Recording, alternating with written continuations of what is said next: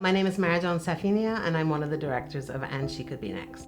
And She Could Be Next is a documentary series about women of color as a powerful, transformative force in American politics who are fighting for a reflective democracy in this country. In episode 2 of And She Could Be Next, we experienced an election in Georgia where there was substantial voter suppression. I have talked to a lot of frustrated voters today.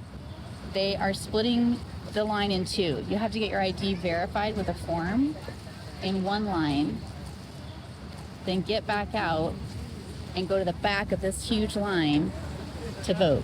And they're not telling anybody.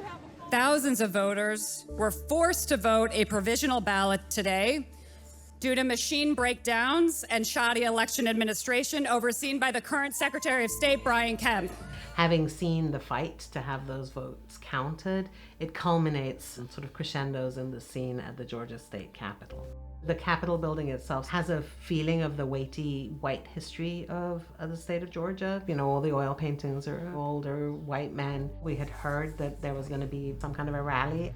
Thank everybody for coming, and celebrate yourselves for coming today in defense of democracy. Give ourselves a hand. Give ourselves a hand. The organizers that we had been following from all different walks of life had gathered in this rotunda to ask that every vote be counted. These numbers aren't, again, just data. These are actual lives. People. These are real people who want their voices to be heard. Yes. Count every vote.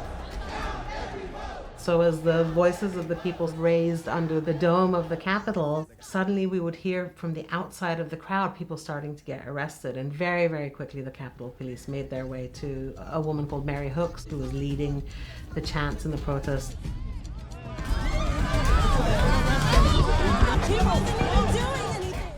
In a matter of seconds, it went from a peaceful protest into chaos. State Senator Nikema Williams from District 39. I was not yelling, I was not chanting. I stood peacefully next to my constituents because they wanted their voices to be heard, and now I'm being arrested. In the end, they arrested 16 or 17 people that day. We later learned that the police had already come prepared with the zip ties on their belts, that there were already 2 vans waiting outside for the people they intended to arrest. The equation wasn't some bad stuff happened in the crowd, so the cops had to shut it down. The equation was an intentional desire to arrest and silence people of color who were raising their voice in the People's House.